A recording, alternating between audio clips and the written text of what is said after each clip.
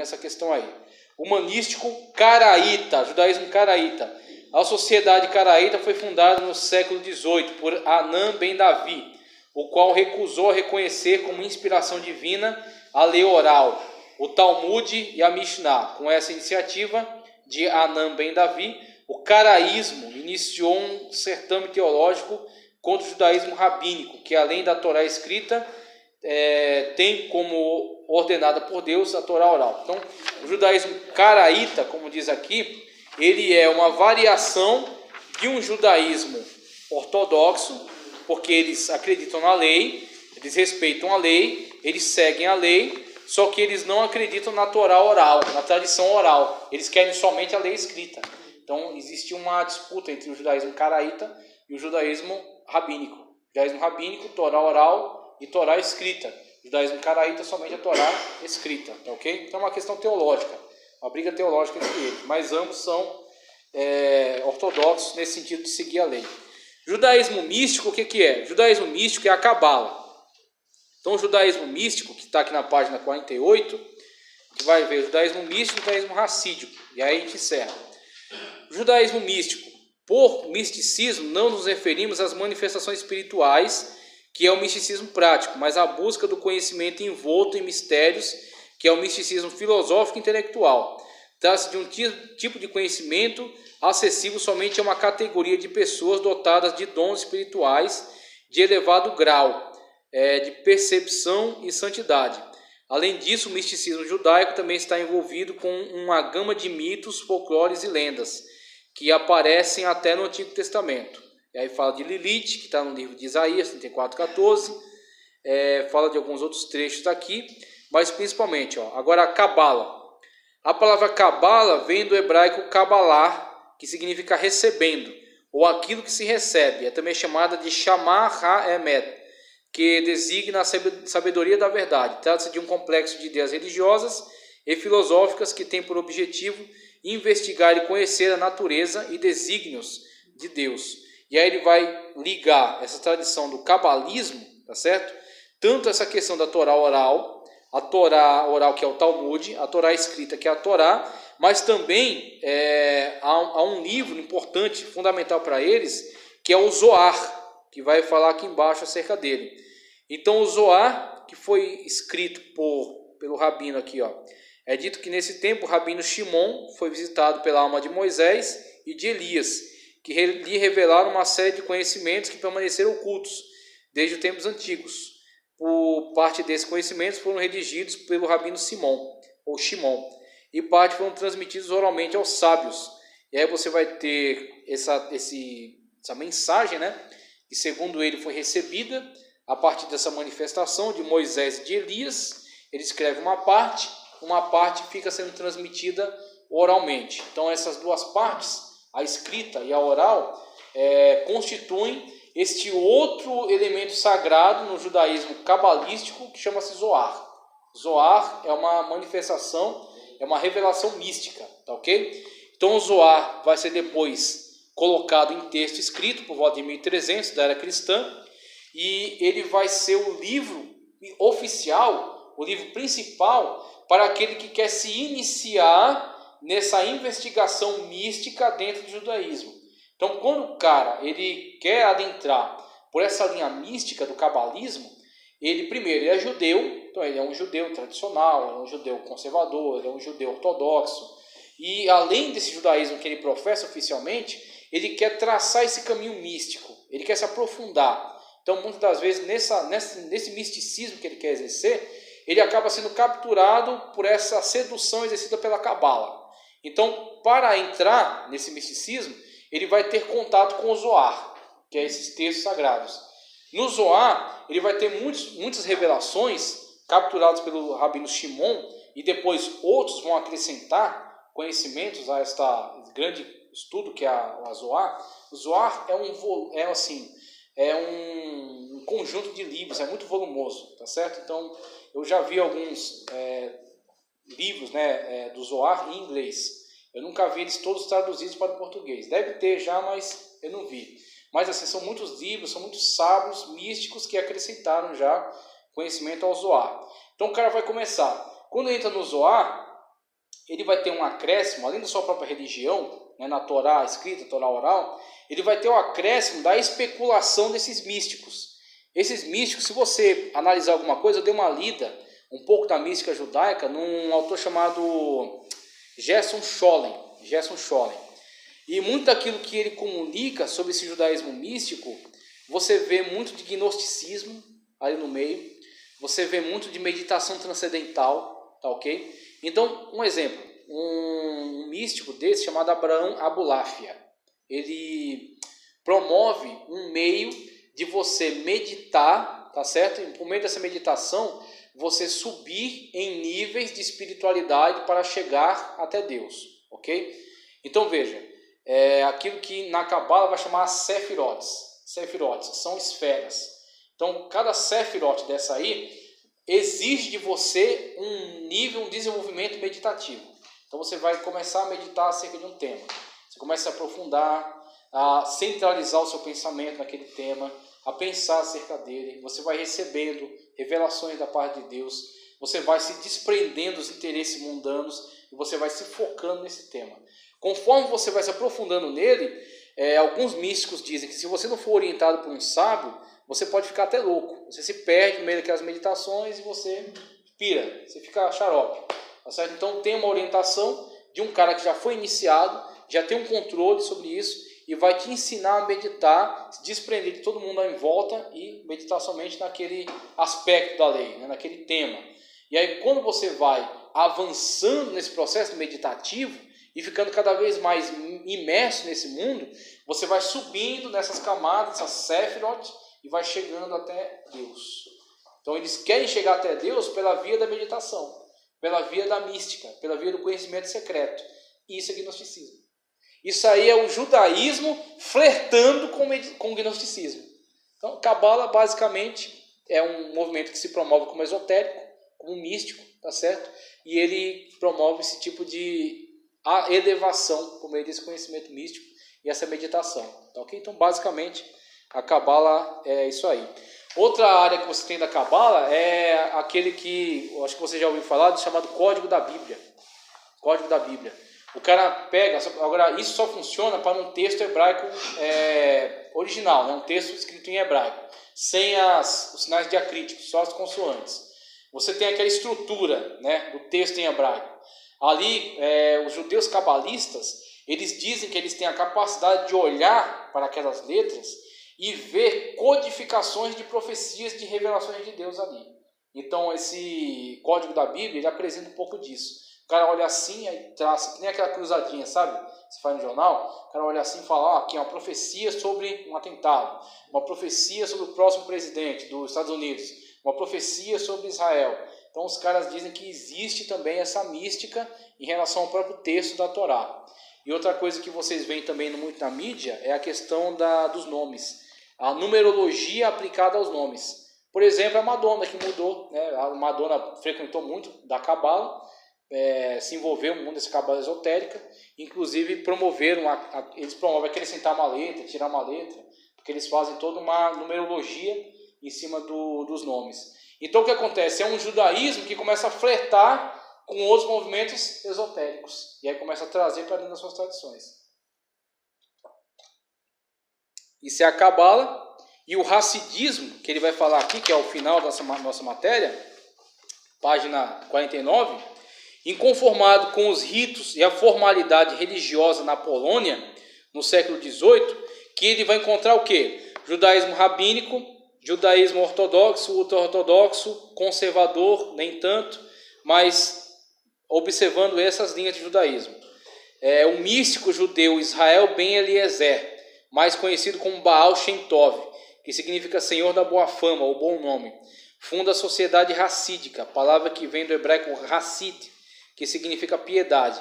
Esta linha se caracteriza de caráter religioso-filosófico, é identificada com os mesmos traços característicos do cabalismo. Semelhante ao cabalismo, o hassidismo é uma sociedade mística que tem uma linha de pensamento voltado mais para a praticidade do significado dos elementos religiosos do que para o tradicional ritual religioso. O que eles fazem? Geralmente, eles olham para o texto da Torá de uma forma mais alegórica. E eles buscam mais um elemento místico do ensino da Torá. Então eles mistificam o texto bíblico, tentam encarar isso de uma forma muito mais mística, alegórica do que litúrgica.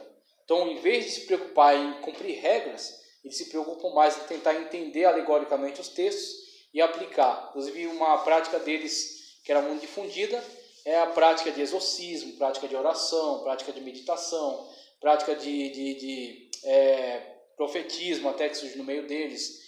Inclusive vai surgir, desses movimentos místicos da época, vai surgir, não lembro agora a data, me perdoe, mas não lembro a data.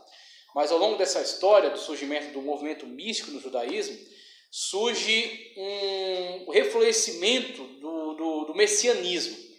E aí surgem muitos caras que começam a estudar sobre messianismo e tal.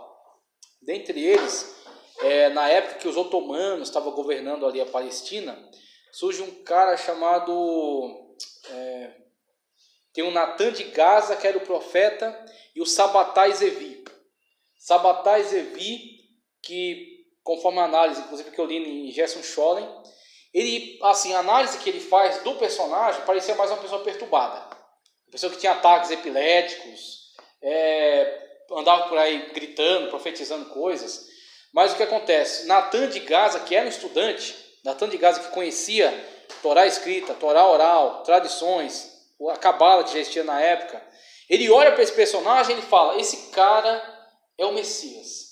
Natan de Gaza, que era o grande estudioso, olha para o Sabatai Zevi e vê nele, mesmo com todas aquelas loucuras, alguma coisa ele vê em Sabatai Zevi que ele entende que o cara é o Messias. Aí ele convence o Sabatai Zevi de que ele é de fato o Messias, que Deus vai restaurar Israel por meio dele. Aí fica Sabatai Zevi e Natan de Gaza, os dois pregando que o Messias chegou, e o Messias é Sabatai Zevi.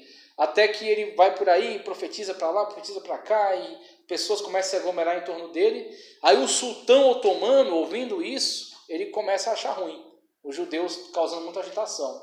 Aí chama Sabatai Zevi na corte dele. E aí Natan de Gaza aconselha ele, você fala o seguinte, se converte para o islamismo, para você não morrer, aí depois a gente dá um jeito aí no movimento. Aí Sabatai Zevi, chamado na corte do sultão otomano, se converte para o islamismo, aí depois ele cai em descrédito.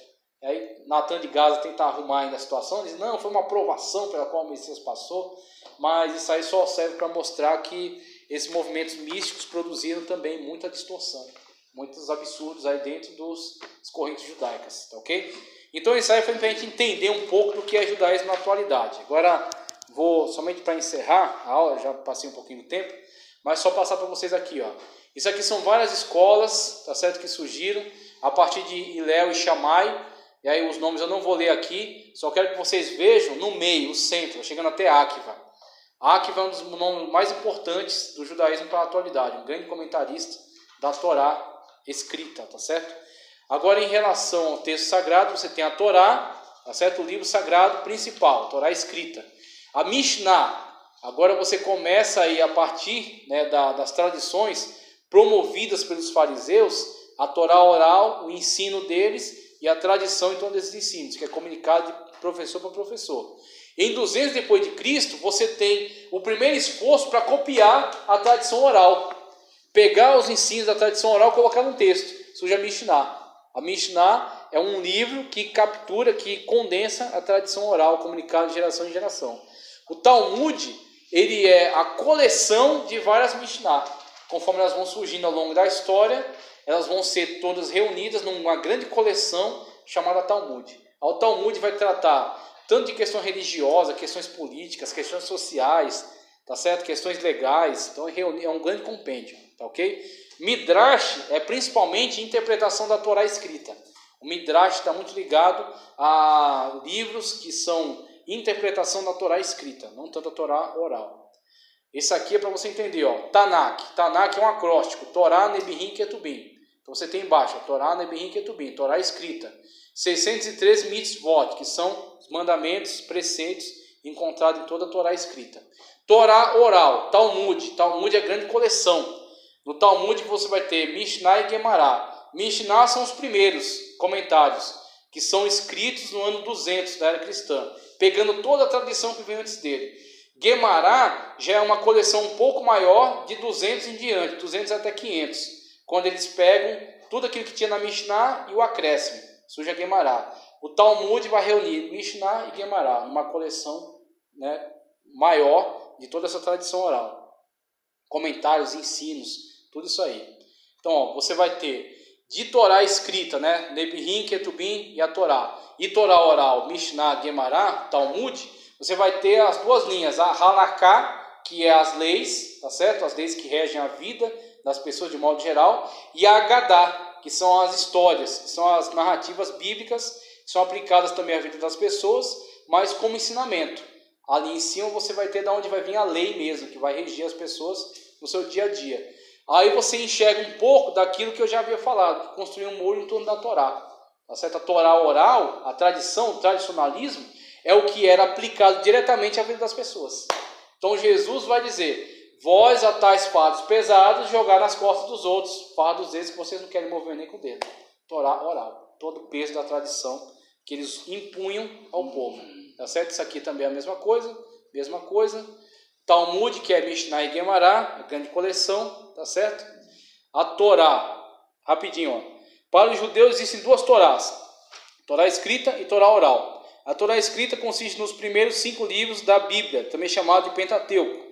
A Torá oral é um conjunto de comentários sobre a Torá escrita, Midrash, e também sobre a visão dos judeus, que é incompreensível. Os judeus acreditam que a Torá oral foi transmitida fielmente ao longo dos séculos, desde Moisés até o século III da era cristã, quando foi escrita pelo rabino Yehudá Hanassi, chamado o príncipe da sua geração. Então vocês veem aqui, ó, os fariseus, eles contavam uma história dizendo que a Torá oral, ela nasceu no Monte Sinai. Eles alegavam isso, né? Claro que não tem como comprovar. Mas eles diziam, olha, Moisés subiu o Sinai e recebeu de Deus a Torá escrita na pedra, né, que Deus colocou, gravou. E também aquilo que Deus falou diretamente para ele e ele mesmo escreveu. Agora, embaixo, no monte, ficou muitos sábios ao pé do monte. Deus falava com Moisés lá em cima, Moisés escreveu. Mas os sábios também ouviram uma parte do que Deus falou. Então, Moisés registrou uma parte e os sábios comunicaram de geração em geração outra parte. O sábio estava orando lá embaixo. Estava muito ouvindo nada. Pois é. Guemará, ó, Mishnah e Guemará, como eu já expliquei, né? Mishnah, compilação da lei oral, mais antiga das obras da literatura rabínica, editada por Judá, o príncipe, em 200. Consiste de 63 tratados, divididos em 6 partes. Tinha o propósito de alinhar em um único código as diferentes tradições rabínicas. Guemará, discussão e análise rabínica a respeito da Mishnah. Já está discutindo aquilo que foi escrito na Mishnah. Publicado entre 350 e 400 depois de Cristo. Guemará foi um comentário sobre a Mishnah, para explicá-la. A Guemará contém muitas discussões, decisões, debates dos rabinos e escribas sobre o Pentateuco e a Mishnah. Guemará significa completa. Maravilha. Moisés, de onde vem, né, toda essa tradição, Torá escrita e o Midrash que comenta a Torá escrita. Torá oral, Mishnah, Guemará, Talmud, que é a grande coleção, e as divisões. Zoraim, Moed, Nashim, Nezikim, Kodashim e Taharot. Então as divisões do Talmud. Ok? Só isso que eu queria passar para vocês. Ó, a partir de quando começa a compilação disso aí, ó, 70 a destruição. E aí os sábios começam a trabalhar nisso aí. 200 Mishnah, quando reúne as primeiras tradições. E 476 a Guemará. Aqui uma página do Talmud, para você entender como é que as coisas ficam. Talmud é a grande coleção, tá certo? Aí a Guemará é a coluna que está ali, ó, coluna vermelho escuro. Mishnah é a vermelho clarinha. Aí tem outros comentários, ó, comentários do Rabi Nissim Gitton. Maimônides também, ó, comentário de Maimônides ali. Comentário de Rashi, ali, o azul, grande. Ó. Então temos aí o Talmud, que é todas essas coleções, todos esses comentários reunidos num compêndio só, numa coleção só, tá ok? Esses são os textos sagrados aí dos judeus.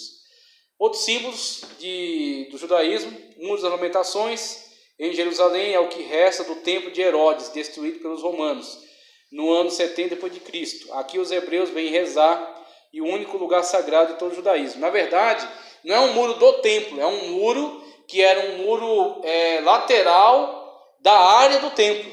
O Muro das Lamentações era um muro lateral de uma área de proteção do templo. Então, por ser a coisa mais próxima que sobrou do templo, né, de Herodes, ele é um símbolo sagrado. Candelabro de 7 braços, a menorá, é o símbolo do judaísmo, tá certo? 7 é para os judeus, número de plenitude. A sinagoga é o lugar de oração, de estudo e de reunião. Um rabino, que os hebreus têm para os sacerdotes. O rabino, os judeus não têm sacerdotes. Sacerdotes acabaram com a destruição do templo. Que é a questão dos saduceus. Quando o templo é destruído, os saduceus ficam sem qualquer tipo de uso. Então os saduceus acabam misturando com os rabinos. Os rabinos é que tem mais valor, né, sem o templo. O rabino é só um mestre, um guia espiritual para os fiéis na interpretação da Bíblia. E o sábado, que é cerimonial, né? Cerimonial importante, que é a guarda do sábado para os judeus. Ok? Então cada grupo judeu vai encarar esses símbolos com maior ou menor valor. Isso aqui é sobre as festas, encerro a aula agora, em nome de Jesus. Pessoal, para concluir nossa aula sobre judaísmo, eu quero trazer alguns outros conteúdos aqui que acredito que vão acrescentar e que vão elucidar muito mais aí o tema que estávamos trabalhando em aula. Então eu quero acrescentar aqui algumas leituras. A leitura primeiro no livro de Sociologia, A Religião de Israel, a editora Perspectiva, ok? O autor é Yeskel Kaufman. Com certeza não estou pronunciando corretamente o nome dele, mas acredito que é o mais próximo que eu posso chegar. Yeskel Kaufman, ok? Então vou fazer a leitura aqui deste livro, que está na área de Sociologia, da editora Perspectiva. A página 63, título A Religião de Israel, subtítulo A Ideia Básica. Vou fazer a leitura aqui na página 63, veja só. A ideia básica da religião israelita é que Deus é supremo. Não há nenhum reino acima ou além dele que limite a sua soberania absoluta. Então esta é a ideia inerente à religião israelita, algo peculiar, algo característico. Ele é completamente distinto e diverso do mundo. Não está sujeito a quaisquer leis, compulsões ou poderes que o transcendam. É interessante a gente recuar nesse estudo até a análise sobre a religião de Israel, a manifestação de Yahvé, a forma como os pais israelitas entendiam o relacionamento entre eles e seu Deus, porque nós temos visto na atualidade, com o advento de muitos movimentos que são estranhos à ortodoxia, alguns líderes e alguns movimentos, né, alguns meios religiosos que têm se comportado em relação ao Deus da Bíblia de uma forma antagônica àquilo que a própria Bíblia nos descreve do relacionamento correto com Deus. Quando, por exemplo, nós temos visto aí muitas tentativas de manipulação sobre Deus através de dinheiro, através de ritualísticas, e essas manipulações elas não estão de acordo com aquilo que a Bíblia fala de um relacionamento correto com Deus. Então nós temos visto aí nesse estudo sobre o judaísmo o desenvolvimento, né, desta fé desde os antigos hebreus até a grande nação de Israel, depois com as deportações, né, dos 10 reinos de Israel para a Assíria e a miscigenação que houve ali entre os povos, dando origem aos samaritanos, depois a deportação de Judá para a Babilônia com seu retorno do cativeiro e o estabelecimento agora de um judaísmo, né, de uma fé de fato atribuída à tribo de Judá, que agora é a representante, né, de Israel. Mas ao longo de toda esta caminhada, desde Moisés a Esdras, nós vemos a manifestação de um Deus único, de um Deus que tem todo o poder, que é soberano, um Deus que governa, né, e um Deus que não se vê, não pode ser manipulado, um Deus que não pode ser coagido, né, por qualquer tipo de iniciativa, de ação que possa partir do homem. Quando vemos, por exemplo, alguns movimentos aí da teologia da prosperidade ou até do positivismo cristão, colocando como que Deus sendo obrigado a alguma coisa, Deus estando, vamos dizer, amarrado por causa do dízimo. Então, esse tipo de manifestações são muito estranhas à Sagrada Escritura, são na verdade uma espécie de paganismo que tem sido incutido dentro da fé cristã e tem contaminado a fé cristã. Então vamos seguir aqui.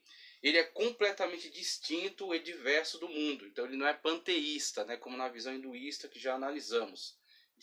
Não está misturado com a matéria com a criação, ok? Ele não é a própria matéria, ele está distinto dela. Não está sujeito a quaisquer leis, compulsões ou poderes que o transcendam. Então não há nada que o transcenda, ok? É, em suma, não mitológico. Nós temos as teogonias, né, onde há brigas, guerras, desavenças, conspirações entre os deuses. E quando, por exemplo, para que haja a criação de todas as coisas, houve a necessidade de que um determinado deus fosse dominado para que então pudesse haver a criação. Ou quando, por exemplo, na saga lá de Utnapishtim, os deuses conspiraram para a destruição da humanidade, mas um deus revelou o segredo ao Utnapishtim, que ganha mortalidade e depois, por causa de um sacrifício, ele reconquista o favor dos deuses em relação à humanidade. Então são teogonias e são muitas das vezes reflexos dos dramas vivenciados pelos próprios homens, refletidos nos seus deuses, que na verdade são teatros. São pequenos marionetes, fantoches, né, desse teatro, dessa encenação construída aí pelos homens, diferentemente do Deus bíblico, ok? Essa ideia não foi um produto de especulação intelectual ou de meditação mística, à maneira grega ou indiana, né, como eu acabei de citar. E apareceu primeiro com uma apreensão direta e imediata, uma intuição original. A Bíblia, embora acentue a unicidade de Deus em sua supremacia, não articula em parte alguma o contraste entre o seu novo conceito e a essência mitológica do paganismo. Então não há essa artificialidade dessa articulação, dessa tentativa no primeiro momento de alguma apologética, vamos dizer assim. Simplesmente houveram as declarações, foram sendo redigidas, foram sendo comunicadas as tradições, descrevendo acerca de Deus, acerca do ato criador e acerca das narrativas históricas, né, em relação a Israel, as revelações de Deus, as intervenções de Deus. Então simplesmente foram dando essas declarações. Futuramente que haverá um trabalho de apologética em cima disso, de um contraste, né, a comparação desse Deus e os outros deuses, entre essa religião e as outras religiões. Veja só. A nova ideia religiosa nunca recebeu uma formulação sistemática e abstrata. Nunca recebeu uma formulação sistemática e abstrata. Deixa eu ver aqui que eu me perdi um pouco. Em Israel. Expressou-se antes por símbolos, dos quais o mais importante era a imagem de uma divindade suprema e onipotente, sagrada, aterradora e ciumenta, cuja vontade era a lei mais alta. Assumindo formas populares, a nova ideia impregnou cada aspecto da criatividade israelita. Trabalhando intuitivamente, transformou de modo radical as antigas concepções mitológicas de Israel. As concepções que eles haviam herdado por tradição em contato com povos, né, a qual eles estiveram. Mas precisamente por não ter jamais recebido uma formulação dogmática que pudesse servir como padrão para a reforma sistemática da velha religião, foi incapaz de erradicar completamente todos os traços da herança pagã.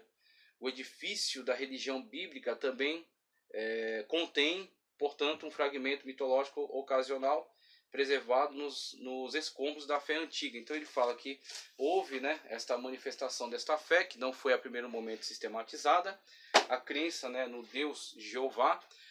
Todavia, havia também no meio do povo algumas mitologias que eles herdaram, né, do contato com outros povos, e por essa revelação de Deus não haver sido, num primeiro momento, sistematizada, uma fé sistematizada, com dogmas, com um trabalho, vamos dizer assim, de defesa, né, desses dogmas, dessas doutrinas, para que houvesse uma separação muito clara entre aquilo que é ortodoxo e aquilo que é heterodoxo. Esta fé, em certo momento, conviveu com algumas mitologias que estavam na cabeça das pessoas, mas não necessariamente essas mitologias são ratificadas pela revelação do Deus bíblico, do Jeová, conforme está no texto sagrado. Então, o povo, muitas das vezes, misturou com certas mitologias, e a Bíblia, de fato, em alguns momentos, ela aproveita, né, alguns traços, algum desses traços mitológicos, e ela descreve, ela fala aquilo que está na cabeça das pessoas, aquilo que elas acreditam, aquilo que elas falam, mas não necessariamente ratifica esses pensamentos. Simplesmente Deus, ele se manifesta e ele se coloca sempre como sendo a verdade e essas mitologias sendo mentiras. Então, muitas das vezes é criticado, é apontado, é condenado, é perseguido esses traços mitológicos, né, desses deuses, falsos deuses, e eles são indicados não porque eles sejam de fato deuses, mas porque eles estão na cabeça das pessoas. E então os profetas vão profetizar contra eles, vão denunciar a falsidade deles. o culto vai proibir, né, que haja qualquer tipo de vínculo, né, de associação a eles. Mas não porque eles sejam reais, mas sim porque eles são mentirosos e estão na cabeça das pessoas. Então é interessante analisar essa questão, esse traço, né, dessa singularidade da fé, né, em Jeová, do monoteísmo israelita. Tá, ok? Então muito impressionante, e a análise dele é muito profunda, vai muito além disso aí. Eu só quero simplesmente trazer uma elucidação acerca disso. Recomendo para todos a leitura, ok? Veja, outro conteúdo que eu quero trazer está aqui na Enciclopédia de Bíblia, Teologia e Filosofia de Champlin, ok? E eu quero pegar o verbete judaísmo na página 613. E ele vai nos dizer aqui, ó.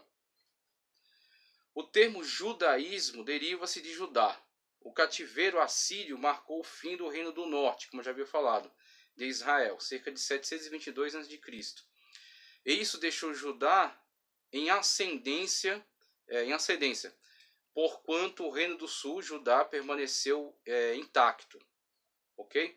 Como nação por cerca de mais de 65 anos após o cativeiro das 10 tribos do norte. Mas então veio o cativeiro babilônico, cerca de 586 a.C., que pôs fim temporariamente ao reino de Judá.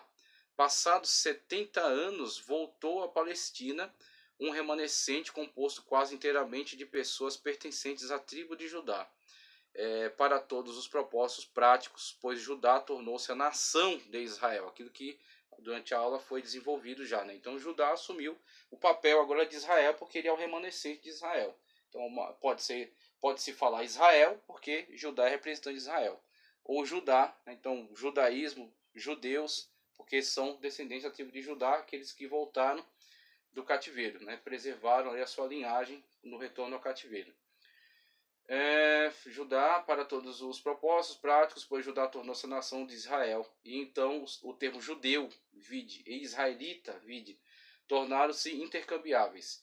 Isso posto, o termo judaísmo vem a designar tudo quanto diz respeito a Israel, a história judaica, a sociedade judaica, a sua forma específica de governo, a teocracia, né? E as crenças e costumes religiosos fazem parte do que se chama judaísmo. Então o judaísmo pega toda essa gama, né, de conceitos que estavam ligados anteriormente a todo Israel e agora são pertencentes. Judá tornou-se o herdeiro então de tudo isso. No que concerne à fé religiosa, o judaísmo é uma palavra que se refere àquele sistema que se tornou a religião que deu origem ao cristianismo, né, fé judaico-cristã, e que também forneceu muitos elementos ao islamismo. O islamismo também bebeu desta fonte, né, tanto do islamismo quanto do cristianismo. Acredita-se que do cristianismo ebionista ou nestoriano, que alimentou bastante aí do islamismo. Dentro do próprio judaísmo desenvolveu-se todo um conjunto de ideias filosóficas, embora o judaísmo não fosse essencialmente uma filosofia. Este artigo, pois, desenvolve o tema. E aí gostaria de fazer outras leituras, mas eu acredito que não vai dar tempo. Eu não quero prolongar muito aqui, mas ele desenvolve o tema falando sobre diversos aspectos fundamentais do judaísmo e falando sobre outras correntes, ramificações do judaísmo, que na verdade já foram trazidas aí ao longo da aula. Então, o judaísmo conservador, o judaísmo helenista, vou tentar ler um pouco disso aqui, veja. O helenismo, termo derivado do verbo grego helenizo, pode aludir até a povos ou culturas que, embora não originalmente gregos, adotaram ideias e formas culturais dos gregos. Trata-se da assimilação da língua, das maneiras, da cultura, das ideias helênicas por parte de outros povos, como os romanos ou os judeus da diáspora, tá certo? Quando eles foram espalhados aí por toda a terra, que são os exemplos mais notáveis dessa absorção.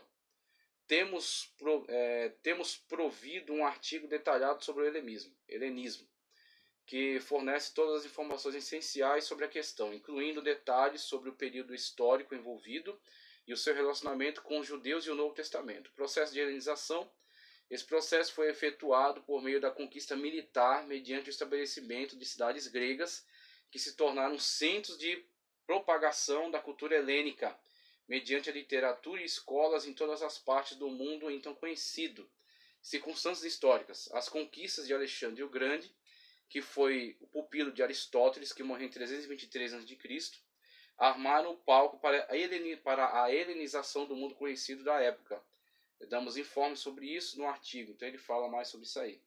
Ele vai falar sobre acerca da literatura. O Antigo Testamento foi traduzido para o grego em uma famosa versão conhecida como Septuaginta, ok? Primeiro artigo também sobre isso. Em certo sentido, a fé dos hebreus foi assim helenizada, visto que essa versão permitiu que muitos povos tivessem acesso direto ao pensamento dos hebreus, com uma resultante amálgama de maneiras de pensar. Como é óbvio, a cidade de Alexandria, no Egito, norte do Egito, onde foi preparada aquela tradução, tornou-se o centro do judaísmo helenista. Os livros apócrifos, e aí nós temos diversos livros apócrifos que refletem esta interação do judaísmo com esta cultura helênica. Então, do jeito que houve uma grande resistência, e aí surge a figura de Judas Macabeu, e aí eu aconselho você ler o livro de Macabeus, não como livro canônico, mas como livro informativo, ok? Ele descreve esses embates, né, quando houve governantes, né, principalmente dos Seleucidas, que tentaram impor esse helenismo e, ao mesmo tempo, também destruir todo tipo de judaísmo. Então, houveram embates, houveram grandes guerras, um processo de libertação dos judeus. Todavia, houve também alguns grupos que preferiam se associar, preferiram interagir, né, negociar com estes governantes. E aí surgem algumas classes que vão se aproximar mais do helenismo, vão se helenizar, vão adotar culturas, hábitos, né, ideias dos helenistas. E houve também outros movimentos, né, quando ele fala acerca da tradução da Bíblia, né, a Septuaginta, que abre e descortina para o mundo helênico o pensamento judeu. O pensamento judeu através da Torá, através do Tanakh, né, da Bíblia Sagrada. E aí nós vamos ter uma interação. Então vai haver uma interação, em alguns momentos vai haver de fato algum relacionamento mais amistoso e em alguns momentos alguns embates. Então vai ter todo esse tipo de relacionamento formando um judaísmo helenista, tá ok? Vai estar presente inclusive na época de Cristo. Eu quero passar uma última contribuição, acredito que vai dar tempo. Filosofia, da área de filosofia também, da editora Perspectiva, a mística judaica de Gerson Scholem. A mística judaica de Gerson Scholem. Somente no que trata acerca do Zohar, tá certo? O livro sagrado aí para os cabalistas, ok? Veja, na página 157, o Zohar, o livro e seu autor. Nos anos que se seguiram imediatamente a 1275 da era cristã, enquanto Abraão Abulafia expunha sua doutrina do cabalismo profético na Itália, algures no coração de Castela foi escrito um livro destinado a eclipsar todos os outros documentos da literatura cabalista, pelo êxito e fama que alcançou e pela influência que gradualmente exerceu. Foi o Sefer HaZohar, ou Livro do Esplendor. Seu lugar na história do cabalismo pode ser avaliado pelo fato de só ele, no conjunto da literatura rabínica pós-talmúdica, ok? Então temos aí, dentre as ramificações, o judaísmo rabínico, e dentro da questão da literatura, o Talmud, tá certo? Que o grande compêndio aí que contém a Mishnah, que contém a Gemara, todos esses comentaristas, toda essa filosofia, ok? Então, o judaísmo pós-talmúdico, aí você, depois já desses grandes tratados, vão haver então outros que vão contribuir agora na área mística, tá certo? Rabinismo pós-talmúdico ter se tornado um texto canônico, de fato é um texto canônico para este ramo do judaísmo, que por um período de vários séculos realmente se enfileirou ao nível da Bíblia e do Talmud.